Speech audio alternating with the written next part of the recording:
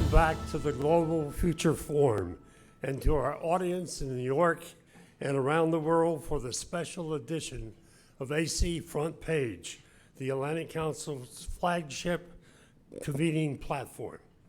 I'm Bob Abernathy, Vice Chairman of the Atlantic Council. Today's discussion focuses on the critical matter of the U.S.'s role in foreign affairs as we face the increasing difficult challenge of fighting against the temptation to turn inward. Resistance to isolation is directly aligned with the Atlantic Council's commitment to making connections and fostering cooperation among leaders and international governments and societies to address our common challenges and towards our mission of creating a more free, secure, and prosperous world. Today's Global Future Forum and the Council's other ambitious programming in New York this week reflect the organization's spectacular growth in scale, scope, and the achievement of over 2 decades since I joined the board in 2004, particularly under the leadership of Fred Kemp. Since Fred became president and CEO in the year 2007, the Atlantic Council's annual revenue has increased from $2 million to a projected $65 million this year, and its staff has increased from 12 people to nearly 300 full-time employees and more than 550 fellows. And it has evolved from a transatlantic NATO-focused think tank with 4 programs to a global action-oriented think tank with 16 programs and centers, convening topics ranging from energy to technology, along with regions from Asia to Latin America, and taking on the world's most pressing challenges. So it's fitting that this front page conversation features Fred in dialogue with one of our foremost authorities on how to address the world's defining challenges. Our speaker needs no introduction, but I'm going to give her one anyway. Condoleezza Rice was the 66th U.S. Secretary of State under George W. Bush, having served as National Security Advisor during President Bush's first term. She is currently the director of the Hoover Institution, and the Atlantic Council is privileged to have her as an honorary board director. There is no one better to speak to the consequential times we are all living through. Fred, over to you. Thank you, Bob, and thank you for your service at the Atlantic Council as vice chair these many years. Secretary Rice, I can't tell you what a joy it is to see you here in the room and see you on the screen. Bob hit all the bio material about how you seem to always hit all the right diplomatic notes. But you also play a mean piano, so I hope we'll get you on stage doing that at some point. A note to our audience, you can join the conversation on social media by following Atlantic Council and using the hashtags AC Front Page and hashtag AC Global Future Forum. So Secretary Rice, you have a new essay in Foreign Affairs magazine titled The Perils of Isolationism. I urge everyone here to read it. Some of my questions are going to be drawn from it, but it is really worth reading in full. A few days ago, something was published that was really a first, which is the director of the CIA, Bill Burns, and the director of MI6, Richard Moore, talked about the biggest threats to global order since the end of the Cold War. Some people maybe even think since the end of World War II. You wrote in your article, the current period is not a Cold War redux, it's more dangerous. So I'd love if you could tell us what do you believe makes it more dangerous? And you search for historic analogs for other periods. Is there one for the period we're going into? Well, first of all, thank you very much. It's great to be with you, and thanks for all the great work that the Atlantic Council does. It's really a preeminent institution in helping America continue its role in the world. And I think the dangers of this current period can really be summed up as the following. First of all, we're in a period of great power conflict again. We're in a period in which that conflict between Russia, China, middle powers like Iran is actually territorial in its content. China in the South China Sea, around the Philippines and the Second Thomas Shoals.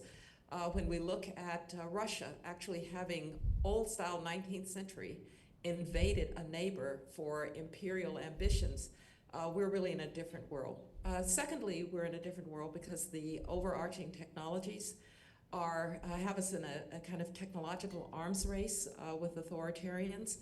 And as I say in the piece, there are reasons to think there's great promise in these technologies like AI and robotics and synthetic biology, but there's also great peril. And I would rather that the race be led by democracies where we will debate and have congressional hearings and investigative reporting, as opposed to what authoritarians will do with these transformative technologies. Third, we're in a period in which what I've called the four horsemen of the apocalypse, populism, nativism, isolationism, and protectionism seem to be riding again. And that brings me to the reason that I think this period is very dangerous, which is that the United States has got to make both a statement and a reality of America's willingness to remain engaged in the world, because the great powers don't mind their own business. And if we don't shape the international environment, then others will. And they are others that we do not want to cede the territory for our values and our interests, powers like China and powers like Russia. And so it's a complicated time, it's a dangerous time, and I just hope that we in the United States can recognize it as such and not fall into a sense that we can simply leave the world to itself. Thank you for that the very clear answer. Now, you've advised presidents, the role you played with George W. Bush, Bob Abernathy talked about. Imagine sitting in the room with whomever gets elected in November, and you've got wars in the Middle East and Europe, and they're not going to be over by then, and the war in the Middle East is threatening to escalate. And the war with Ukraine threatened to be intense. Tensions with China. You talked about the artificial intelligence race you're talking about. There's some concerns about the U.S. role in the global south. There's a lot going on. I'm not sure in my lifetime I've ever seen this collection of dangers. What do you advise him? How does he prioritize, she prioritize, depending? What would you say to the new president? Well, I would say consider the near-term issues of how you help to end the current conflict in the Middle East. Fred, I had 5 different Gaza crises as secretary, but nothing quite like this. How do you help Israel, our ally, make certain that Israel is secure and prosperous going forward? How do you find a place for the Palestinian people? How do you resume the normalization of relations between the Gulf Arabs and Israel, which had the promise of ending the state of war in the Middle East? So those are nearer term considerations. How do you make sure that Ukraine ends up in a more beneficial position and that Vladimir Putin pays a price for his aggression? And with China, how do you let Xi know that any move toward our allies or toward Taiwan would be met with American resolve because we have established a deterrent? So those are near term. But I also think we have to think about our own strategic assets. This is not a good time from the point of view of the American defense base. Our defense industrial base needs attention. And we are going to have to spend the money on defense that we need to secure our defense industrial base, because that's ultimately our deterrent. You don't deter with words, you deter with capabilities. Our shipbuilding capability. We currently are not really able to keep 2 carrier strike groups simultaneously in the Asia Pacific and in the Middle East. And so there are just some real military capabilities. I think part of that is the Pentagon has got to be better at using the technological advances that are happening in places like Silicon Valley, and opening up the process of acquisition to new technologies that maybe from small companies that can help us to lower the cost of defense. I think we have to really reinforce our relationships with allies. We are so fortunate to have allies in the Indo-Pacific, to have friends like India in the Indo-Pacific, to have a NATO that has been strengthened with Finland and Sweden's accession. And so we very much need to pay attention to our allies. You mentioned the Global South. We have to have an answer for the Global South that is not, oh, we're only interested if China is there. One of the things that I'm most grateful for in the Bush administration is we had a very active program with Africa, with the President's Emergency Plan for AIDS relief, with the Millennium Challenge to bring financial resources to countries that were trying to govern wisely. And so we need an answer for the Global South. And we need also to make sure that we are running hard and fast on those technologies so that we win the technological race. And I would make just one final point. You know, those of us, Fred, and I think you would consider yourself one of them, I certainly would consider myself one of them, who believed in the integrationist narrative, who believed in the power of globalization. Yes, I think it achieved a lot in a macro sense. Even the integration of China, which grew the international economy. But we left behind an awful lot of Americans who didn't benefit from globalization. If you were the unemployed coal miner, if you were the unemployed steel worker, we have got to have a human capital part to what we do going forward, because America will not be confident if Americans are not confident in the American dream. So let's stay there for just a minute and touch on artificial intelligence. Is there obviously you talked about in your opening benefits and problems. A surveillance state, authoritarian state can use this much differently than someone trying to cure cancer, but it's going to help both of them. And you also talked about the problem of lost jobs and what this can do to your society. As you know, Henry Kissinger was quite worried about artificial intelligence. Where do you stand on that? I'm probably a little bit more of a techno-optimist, to be honest. Now, maybe where I live in Silicon Valley. Yeah. I'm quite aware that human beings have tended to be way better at the knowledge part of technology than at the wisdom part. If we think about the splitting of the atom, it made it possible to turn on the lights with civil nuclear power. It made it possible to do medical isotopes. We also built the bomb. So we shouldn't be unaware of our sometimes inability to use these technologies for the common good. But I still believe that in part because the technological race is underway, we should run hard and fast. It means that government has to find a proper role for an institutional answer to how these technologies should affect or can affect the economy, society, democracy, how it can affect national security. But I'm probably on the light side of the restrictions, the light side of regulation, because regulators will sometimes regulate even if they don't understand what they're regulating. And we're in a period right now where we're in a kind of unknown about these technologies. So I would like to make this a time when we educate ourselves better, particularly policymakers educate themselves better about the potential for these technologies, about what's over the horizon. Here at Hoover, we have joined forces with our computer scientists, with our robotics engineers and scientists, with people who study space, who study synthetic biology, to create something called the Stanford Emerging Technology Review. And the idea is, let's look at the frontiers with the scientists who are in the labs, and let's talk about those policy implications as an educational process. I would also say that we need to work hard with our allies, people who share our values about these technologies. I'm a little worried, Fred, and here I think the Atlantic Council can perhaps help because of the long transatlantic tradition of the Atlantic Council, we have a bit of a problem in that the innovation is largely in the United States, to a certain extent in Great Britain because of Oxford and what they're doing. But a lot of the regulation is in Europe, and we need to come to a better understanding of how we promote the promise of these technologies while being cognizant of where this could go wrong. But just to repeat, we will, as this emerges, we will have debates, we will have congressional hearings, we will have investigative reportings. We saw what authoritarians do during COVID.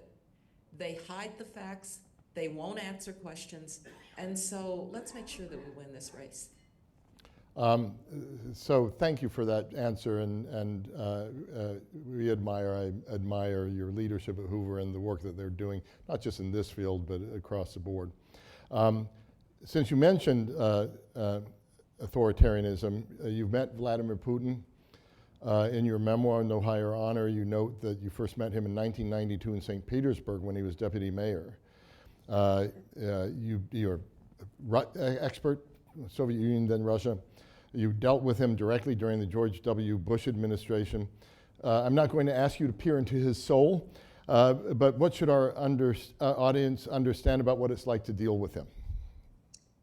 Vladimir Putin has kind of two speeds. One is try to humiliate, the other is try to intimidate. And so when you go into a conversation with him, you have to recognize that. In a funny sort of way, we had a reasonably good relationship because he knew that I was a Russianist. He thought that I understood them better. He told me when I became secretary, now we will get because you're a Russianist, we will get the attention that Russia deserves. And I remember thinking, you don't think I spend a lot of time on Russia? But it said something about the sense of insecurity about Russia's place in the world. And that is a long historical story about Russia's, between the East and the West, trying to carve out a special place in the role. And I think it explains some of who Vladimir Putin is. I think it explains some of his appeal to Russians. Not all Russians, by the way, 1 million of them have left in response to this war. They are the most educated, the most Western-facing. But you just have to understand that sense of insecurity. The other piece of it, of course, is that he once told me, Russia's only been great when it's been ruled by great men like Alexander II and Peter the Great. Now, he didn't say Stalin. He didn't say Lenin. He's a nationalist, and he wants to reestablish the Russian Empire. And you can't have a Russian empire if there's an independent Ukraine. And so understanding that this is a kind of messianic state in which he finds himself is also important. I think, Fred, that was always there. One question is why now in 2022, given that the impulse was always there? And perhaps we have to be a little bit aware that our credibility is awfully important in stopping Putin's ambitions. And so I do think the withdrawal from Afghanistan was a problem for American credibility. I think the underreaction in 2014 to Crimea was a problem for credibility. Some would say even 2008 in Georgia, when it was hard in the middle of a financial crisis to get an international response. So when you're dealing with somebody whose modes are, intimidate, you have to be sure that you are credible, and building our credibility through Western response to the Ukrainian aggression is important to stopping him going forward. Thank you for that, Secretary Rice. In that spirit, you note in your foreign affairs essay that U.S. Support for Ukraine has been incremental, you called it, and that has given Moscow breathing room. Why is it so important to give Ukraine what it needs to win, not just to continue to fight? And what would it take to do that? Is it freeing up the targeting? You know that's still a debate whether or not Ukraine can use U.S. and even British weaponry to hit the targets from which they're being hit inside the country, or are there other things that you would suggest? I think that at the beginning of the war, we would debate tanks and then we'd give them tanks. We'd debate long-range artillery and then we'd give them we'd debate high-performance aircraft and if you just kind of do a thought experiment, what if we had given Ukraine what it needed at the beginning so that when the Russians were really on their back foot, they thought war was going to be 5 days. They went with 5 days provisions and their dress uniforms for the parade in Kyiv. So they were on their back foot. We gave this behemoth of a country time to mobilize its defense industries, seek help from the Irans and the Pyongyangs of the world, even a little bit from China in non-lethal. Although I want to say that that line between what's lethal and non-lethal is a pretty thin one, and we need to keep pressing the Chinese on that. And most importantly, it gave them a chance to mobilize their superior numbers in population. Those young men that they're throwing at the front almost as cannon fodder. And by the way, they're not those nice boys from Moscow and St. Petersburg. That would cause a revolution. So they're the poor kids from Dagestan. They're prisoners. And so it gave them a recovery opportunity. I think now we will see after this fighting season, which is pretty soon, where everybody stands. The Ukrainians have achieved some remarkable things without a navy. They have neutralized the Russian Navy in Sevastopol and in the Black Sea, which have been a part of Russian military power since Catherine the Great. And so we need to look at where we are. I do think we and Ukraine should start to think about what constitutes a prosperous, secure, united Ukraine.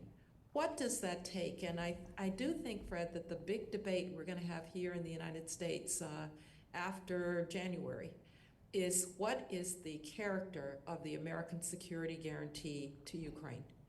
I can think of a lot of countries that we have secured even if they didn't have full territorial integrity, the Federal Republic of Germany, South Korea today. But they have something in common, which is an American security guarantee. And I think we're going to have to think hard about what we're willing to do so that Ukraine can be prosperous and secure. Thank you, Secretary Rice. I think you know that your views on this are pretty consistent with where the Atlantic Council has been on these issues as well. And so I thank you for that very clear statement. Let's move to China. One of the most important points you make in your essay is one that goes overlooked, and that is that the current tensions with Beijing are largely a result of China changing the status quo.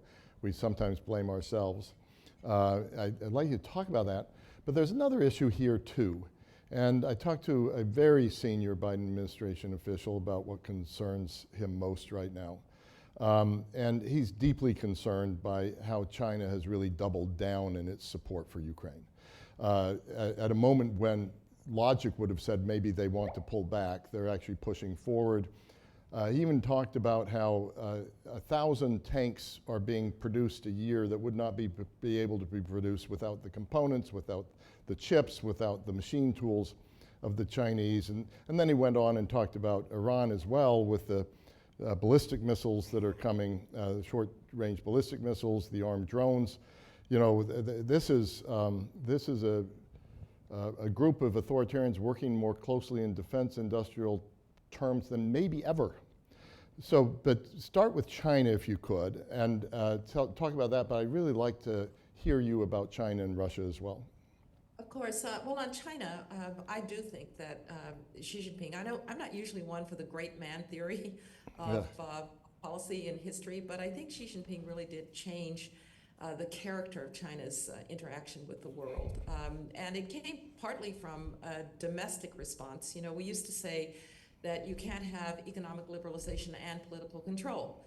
And we saw a China that was evolving, that had a very powerful private sector with the Tencents and the Alibabas of the world.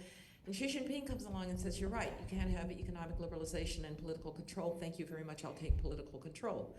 And that has affected the economy, where he's been much more supportive of inferior state-owned enterprises. It has affected the way that they view technology, which is to try to surpass the United States. It has affected the way we have to view supply chains. And it has affected the way that China behaves in the South China Sea, around the Philippines, around Japan. The Indo-Pacific is a much more dangerous place, not because of American policy, but because of Chinese policy. And when I hear people say, well, what can we do to improve the US-China relationship? I definitely want to put a floor under it, but I say that has to start in Beijing. And it starts with, are you going to back off from this aggressive behavior, not to mention the aggressive behavior in and around Taiwan?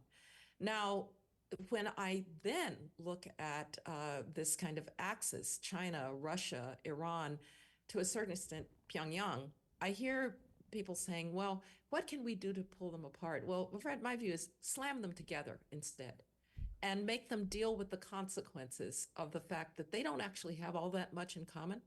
Do you really think that the Russians are pleased to see China essentially supplanting them in Central Asia? None of them trusts Pyongyang, although hearing Vladimir Putin say that Russian children are going to go to camp in Pyongyang was almost sad. And do you think that they really like what the Houthis are doing to sea lanes with Iranian help? So in a sense, let's expose what they're doing for each other. Let's make clear that if you're doing this, you can't have it both ways. I'll give you two quick examples. One is the South Koreans were being rather reticent about what they were willing to do in support of Ukraine. I'm told, I don't know this for a fact, but I'm told that even when they were providing ammunition, they were trying to do it from a distance. Well, when Vladimir Putin goes to Pyongyang, he's made his choice between South Korea and North Korea. And so let's slam them into that relationship. Chinese banks that are supporting what the Chinese are doing in support of the Russian effort, let's not let them get away with that. And so I think we have to start to impose consequences on this collaboration. To be sure, they don't have a Monday morning meeting every day, every Monday, and say, what can we do to make life miserable for the United States and its allies? But they are coordinating because they have one thing in common. They want to see their revisionist powers. They want to see American power pushed out of these regions, and they want a different kind of international order. We've seen that before. I don't think that Hitler's Germany and Imperial Japan and Mussolini's Italy were all that friendly, really, but they made a lot of trouble in the meantime. And so I think making sure that China, Russia, and Iran are held accountable for what they're doing is extremely important. Thank you. So we're down to our final minute, final question. 5 minutes, my final question. You write in your essay, the main question hanging over the international system today is, where does America stand? I had a conversation with a leading foreign minister of allied state, and he thinks it's unfair that they don't get to vote in our election because so much is at stake in our election for countries all around the world.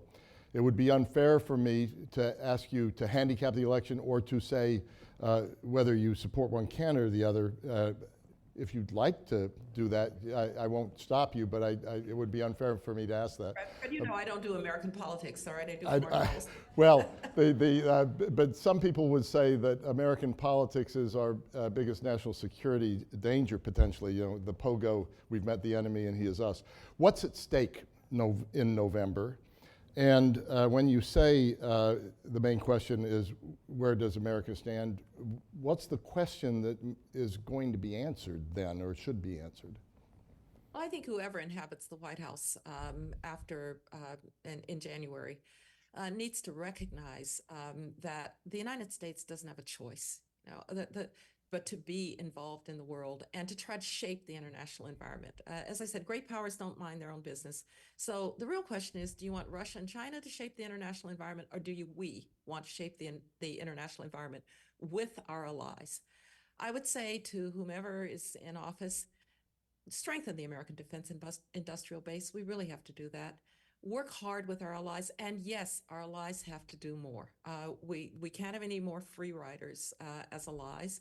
And I think they understand that as you're starting to see countries take on their responsibilities. I would say also let's be very clear that we are going to oppose aggression, but we can do that with a strong deterrent message. But we have to be credible, which means we can't, on the one hand, with Iran, say they're the most troubling country in the region, which they are, and give them back assets, unfreeze assets for them in pursuit of what I think is a kind of impossible dream of a nuclear agreement with them.